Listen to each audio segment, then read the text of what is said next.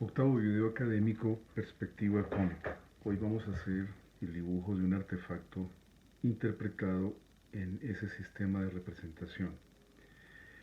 Tenemos que tener en cuenta una longitud para ese artefacto que iría con una inclinación equivalente a la posición de la línea del horizonte. En este caso, tratándose de una hoja de pequeño formato, no tenemos la posibilidad de fugar específicamente a puntos de fuga ubicados en ella, pero teniendo el concepto claro en nuestras mentes podemos entender que el artefacto, en este caso una plancha, tiene una longitud y un ancho máximo. Teniendo en cuenta esas líneas principales, vamos a ubicar el volumen principal de la plancha en dirección a los puntos de fuga. Tenemos entonces una planta en perspectiva cónica, una forma práctica y sencilla de ubicar la mitad de un plano es el uso de líneas diagonales. Si tenemos en cuenta estas dos diagonales, nos van a permitir ubicar el centro de ese plano en perspectiva. Como pueden observar, las dos mitades no son iguales. En perspectiva cónica siempre va a suceder que las cosas más cercanas, como ya lo vimos en videos anteriores, son más grandes. Las cosas más lejanas, la mitad siguiente del artefacto, se va reduciendo. Tenemos esta ubicación del centro porque vamos a trabajar a partir de planos combinados.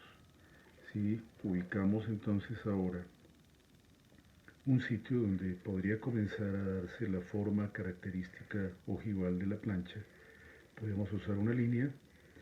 Esta línea en color naranja va fugada en la misma dirección que todas las líneas que están en ese sentido del artefacto. Del mismo modo, las líneas de longitud. Teniendo este primer punto o ese primer plano fugado, podemos empezar a traducir cuál podría ser el perfil con la típica forma de ojiva que tendría la superficie de calentamiento de la plancha. En este punto también podemos traducir características importantes del diseño. Podríamos empezar a modificar, de hecho, un diseño ya existente o sencillamente analizar uno que ya tuviéramos a la vista. Tenemos ya un primer trazo que aproximadamente nos dice cuál es la forma de la plancha. Tenemos también modificaciones como podría ser la reducción de la parte posterior de esta. La podemos traducir primero en líneas rectas, esas líneas rectas se conectan posteriormente con curvas.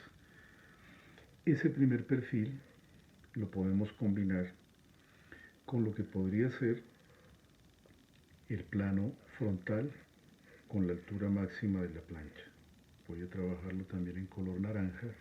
Tenemos aquí un plano insertado completamente perpendicular al anterior. Estaría fugado también, por supuesto, al mismo horizonte, y en este caso también podríamos buscar el centro mediante el uso de diagonales. Tenemos el centro puesto allí. Ese centro colocado allí coincide o debería coincidir con el centro que ya había ubicado anteriormente. En este momento tenemos dos planos. Un plano horizontal con el perfil de la plancha y un plano completamente ortogonal al anterior insertado allí. ¿Para qué lo vamos a tener en cuenta? En ese plano vamos a ubicar algunas de las principales líneas del perfil que podría tener este artefacto.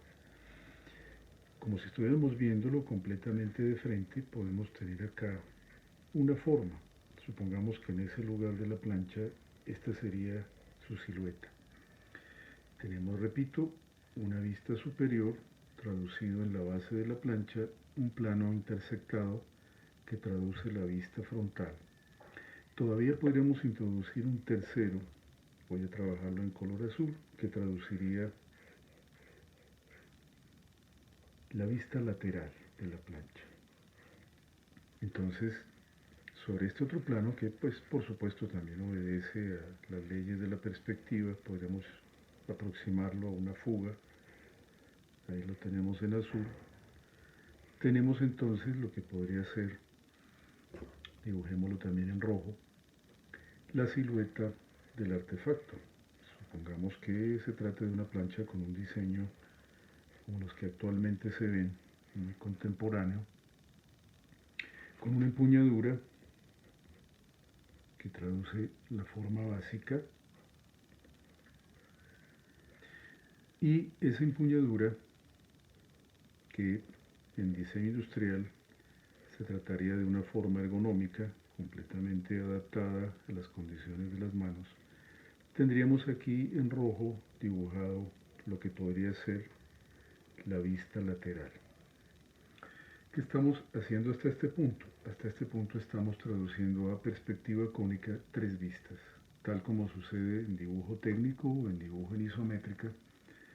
Las tres vistas traducen las principales formas del artefacto, proporciones y características. La diferencia es que en axonometría isométrica estas vistas no tendrían ninguna distorsión, mientras que en cónica, como pueden verlo, si yo calculo la altura de este plano, notarán que es más elevada que esta. Todo se reduce hacia los dos puntos de fuga.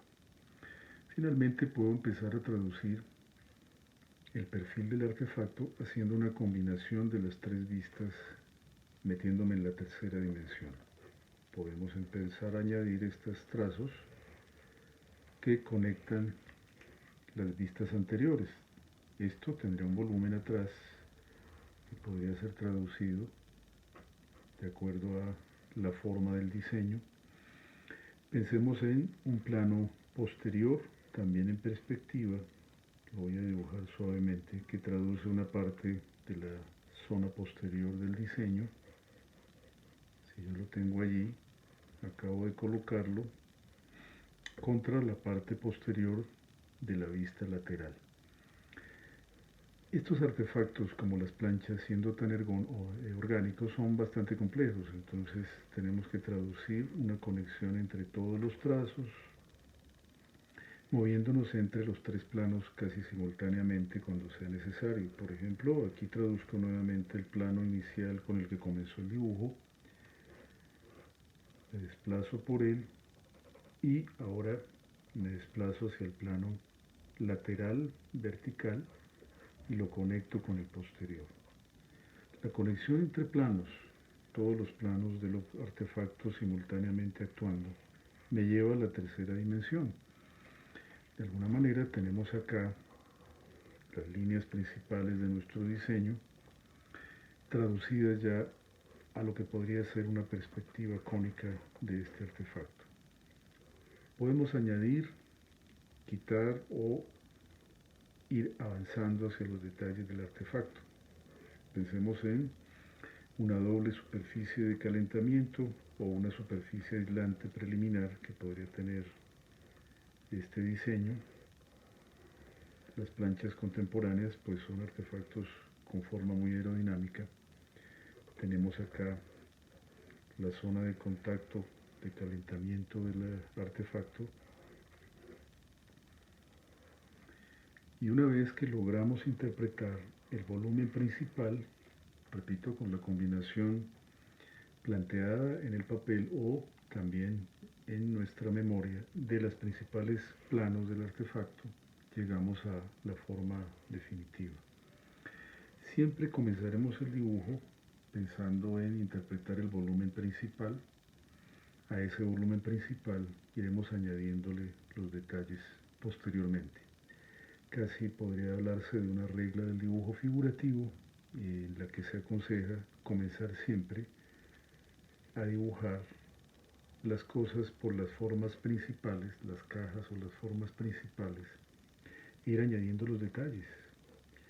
Vamos a imaginar aquí el botón que regula algunas funciones de la plancha de acuerdo a la perspectiva en la cual está dibujado. Pensemos en la elipse.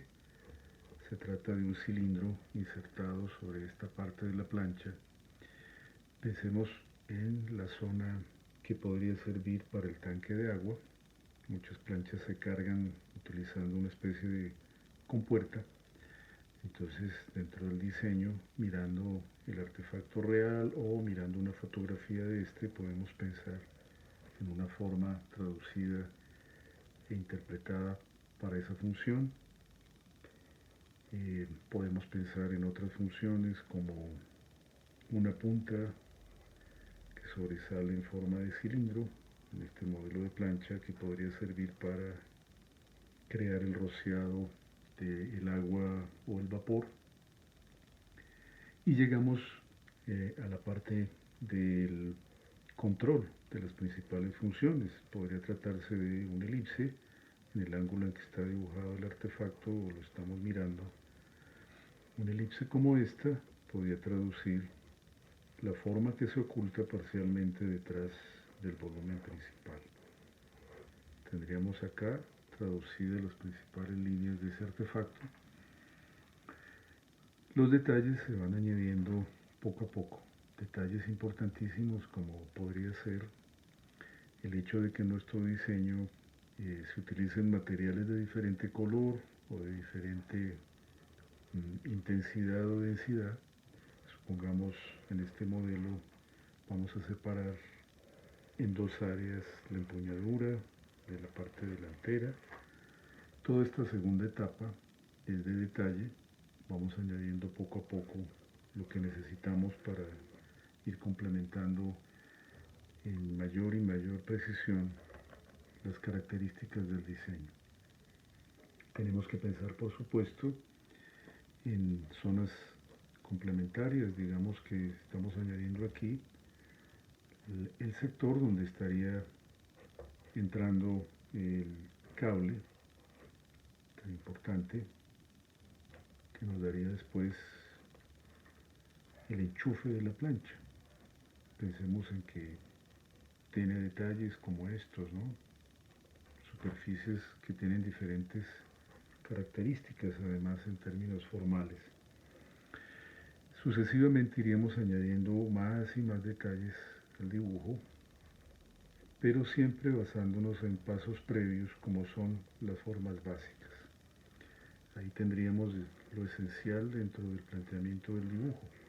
Siempre partiríamos entonces de el uso de vistas o de estructuras preliminares para poder llegar a la forma traducida del artefacto. Un último paso puede ser enfatizar las líneas finales. Podemos usar trazos más gruesos, inclusive trazos que en algún momento se crucen, ¿no? Produzcan diferentes tonalidades e intensidades de línea. Normalmente es bastante conveniente en este tipo de dibujo para traducir con mayor precisión lo que estamos dibujando. Suele ser importante el dar mayor énfasis a la silueta del artefacto, de manera que podemos ir haciendo mayor presión sobre el lápiz si estamos utilizando el material, en este caso son lápices de colores, hasta que lleguemos a algo similar a esta forma. Cada artefacto tiene sus propias dificultades de planteamiento. La perspectiva cónica en ese sentido es un reto. No hay que olvidar nunca partir siempre de formas básicas, intentando atrapar los volúmenes principales de lo que vamos a dibujar. Concluye este ejemplo de perspectiva cónica aplicada en este caso a un artefacto de diseño industrial, una plancha.